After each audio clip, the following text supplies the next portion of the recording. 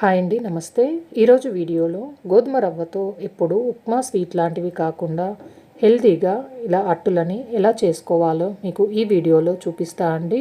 ఇలా చేసుకున్న అట్లని అల్లం చట్నీతో కానీ పల్లి చట్నీతో కానీ తింటే చాలా చాలా టేస్ట్గా ఉంటాయి.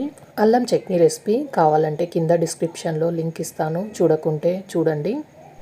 ఇప్పుడు ఈ గోధుమ అట్లని ఎలా చేసుకోవాలో చూద్దాం. ఈ గోధుమ అట్టు చేయడానికి 1 కప్పు వరకు గోధుమ రవ్వను తీసుకున్నానండి. 1 కప్పు గోధుమ రవ్వకు 1/2 కప్పు వరకు పెసరపప్పు, దీంట్లోనే 1/2 కప్పు కందిపప్పు. ఇలా తీసుకున్న రవ్వ పప్పులని ఒక 2 సార్లు శుభ్రంగా బాగా కడుక్కోవాలి.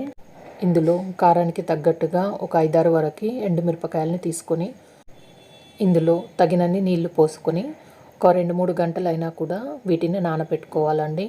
ఎందుకంటే కందిపప్పు పెసరపప్పు వేసాం కాబట్టి. ఇలా ఒక 2 గంటల తర్వాత చూపిస్తున్నాను చూడండి. పప్పులు అన్నీ బాగా నానిపోయాయి. ఇప్పుడు నీళ్ళన్నీ తీసేసి మిక్సీ జార్లోకి పప్పులు ఎండుమిరపకాయలని వేసుకోవాలి. దీంట్లో 1 కప్పు వరకు నీళ్లు పోసి దోసపిండి బ్యాటర్ లాగా మెత్తగా గ్రైండ్ చేసుకొని తీసుకోవాలండి. ఎంత వీలైతే అంత మెత్తగా గ్రైండ్ చేసుకొని ఇప్పుడు దీన్ని మిక్సింగ్ బౌల్లోకి వేసుకొని ఇలా గ్రైండ్ చేసుకున్న ఈ పిండిలోకి 1/2 కప్పు వరకు చిన్నగా కట్ చేసుకున్న ఉల్లిపాయ ముక్కలు, 1/2 కప్పు చిన్నగా కట్ చేసుకున్న క్యాబేజీ తురుము, 1/2 కప్పు క్యారెట్ తురుము ఇందులోనే యాడ్ చేసుకోవాలి. 1/2 టేబుల్ స్పూన్ వరకు ఉప్పు, మీరు రుచికి సరిపడా ఉప్పు వేసుకోండి.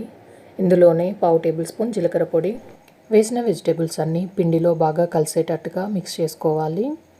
ఇలా బాగా కలుపుకున్న తర్వాత కన్సిస్టెన్సీ అనేది ఈ విధంగా ఉండాలండి. మరీ పల్చగా కాకుండా మరీ చిక్కగా కాకుండా ఇలా పిండిలో ఇవన్నీ కలిసిన తర్వాత మూత పెట్టేసి ఒక 10-15 నిమిషాల వరకు పిండిని బాగా నాననివ్వాలి.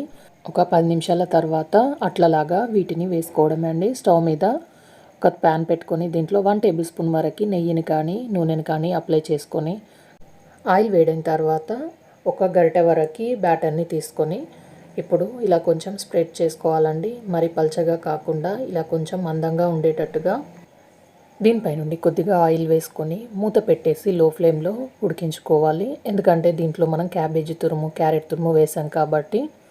లో ఫ్లేమ్లో ఒక 5 నిమిషాల పాటు కుక్ చేసుకున్న తర్వాత మరొక వైపుకు తిప్పుకొని మరొక వైపు కూడా లో ఫ్లేమ్లోనే బాగా వేగే వరకు కుక్ చేసుకోవాలండి.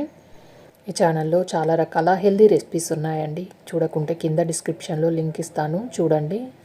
ఇలా 2 వైపులా బాగా వేగిన తర్వాత ఇలాగే మిగతా పిండిని కూడా ఎన్ని అట్లు కావాలంటే అన్నీ వేసుకోవచ్చు. ఈ పిండిని ఫ్రిడ్జ్లో పెట్టుకుంటే 2-3 రోజుల వరకైనా అట్లలాగా వేసుకొని తినొచ్చండి. అంతే అండి, హెల్తీగా గోధుమ రవ్వతో అట్టు రెడీ అయిపోయింది.